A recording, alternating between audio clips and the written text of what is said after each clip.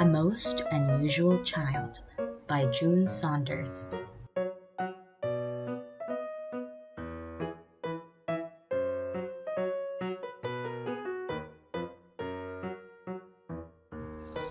It was late at night, and Mrs. Kyung Kwe Kim was busily sewing a shirt for her son.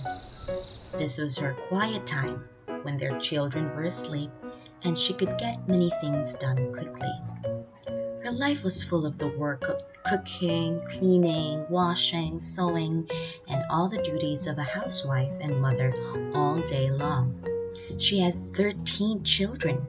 The work never stopped. Even if she never stopped moving, even when her legs swelled up from standing all the time, there was still more to be done, overflowing into the next day and the next. And most of her tasks were performed with the little ones around, pulling on her clothes, asking for attention, for food or drink, making messes, and getting into mischief, walking too close to the fire and forcing her to come to the rescue. She felt as if she were going crazy sometimes. Late at night was the only time when she could breathe deeply, when she could think about things, when the silence and darkness surrounded her, and her little light glowed on. She had poured herself a cup of hot barley tea, but her fingers were moving so quickly she did not want to stop and drink any. The tea was growing cold next to her. This shirt was for her son, Myung. He had given away the shirt on his back again, and there was nothing to do but make him another one. She had to admit, this was one habit of his she could do without. She knew where he got it from. His father gave to every beggar that ever came to their door, and his father before him did the same thing. A beggar was like a sacred person to them, and they treated them to the best food they'd had. Sometimes her husband shouted at her, telling her to move faster, serving the beggars. Sometimes she made something special for the family to eat. It was not easy making special things for them, and when she did, she glowed with love and anticipation of their pleasure. Then Sun Myung would take his share out of the house and give it away. He always gave it to some unfortunate person who didn't have many treats or enough to eat. When she questioned him about it, he would say, "Is it good or not to bring food to people in need?" Then she could not say anything. Well, like father, like son. She could understand Sun Myung giving away his food. But did he have to give his clothes away too? She made him good clothing, and it took a lot of time. She had plenty of work to do without making him new clothes all the time. Still, what could she say to him? He'd have some ready reply, too smart and good for her to come up with any arguments against it. He always did. She clucked a little over the stitches.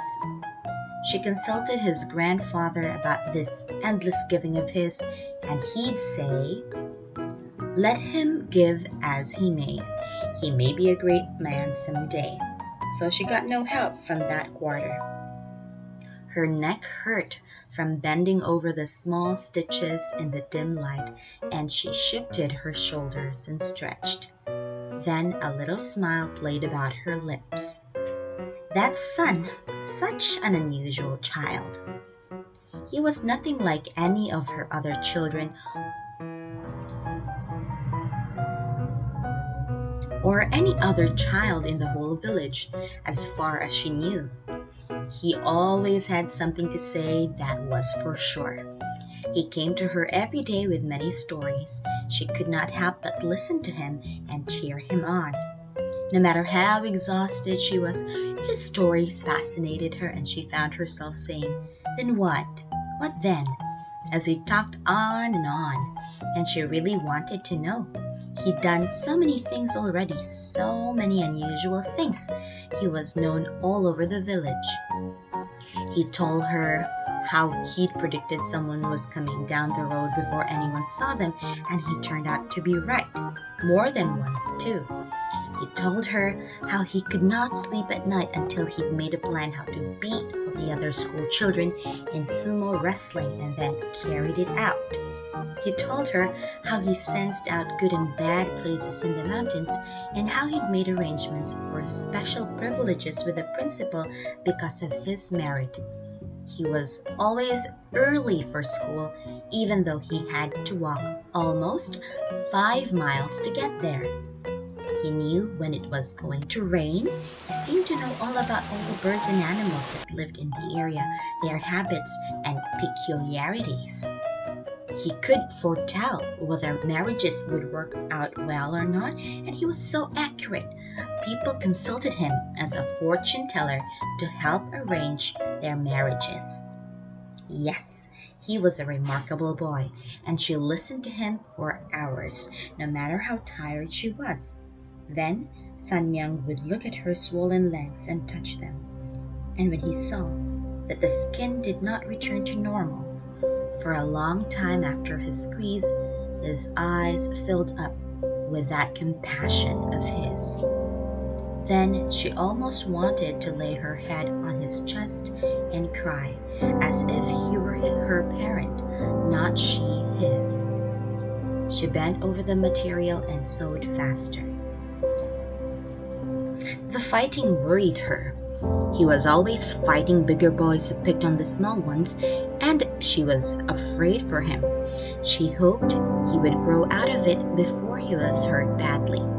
She even tried forbidding him from leaving the house, but there was no keeping him in. Why?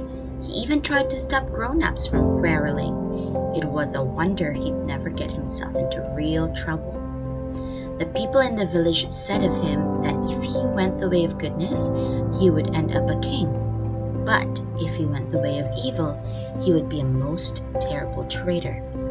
Yes, son Myung Moon was quite a problem. Yet, she loved him as no mother ever loved a son, she was sure. She hung on his every word. Her eyes gobbled up his every expression, hungry with love for him. To her, his face was the finest work of art she had ever seen, and she admired every tilt of his cheek, every pursing of his lips. His eyes, so full of love and sympathy, were like the lights of her whole world. When she was just too weary, and all the stresses and strains pulling at her got to be too much, when she felt like telling everyone to take care of themselves and leave her alone, Sun Myung would say or do something, or she would just see the peaceful look on his face and see how uncomplainingly he managed for himself and tried to do for others. Then she would be comforted, and she would find the strength and hope to go on. He was so sensitive. One time, he had cried for 3 days straight when he heard about a young boy who had killed himself. Surely, someone who cared so much about other people would turn out to be a good person, if only he didn't have to give away his clothes. She bent over the needle and sought the next stitch with her tired eyes. She could not help herself. She made every stitch carefully, tight and firm, and tucked it lovingly into place, hoping that this time, maybe this time, Sun Myung would keep the clothes for himself. But she knew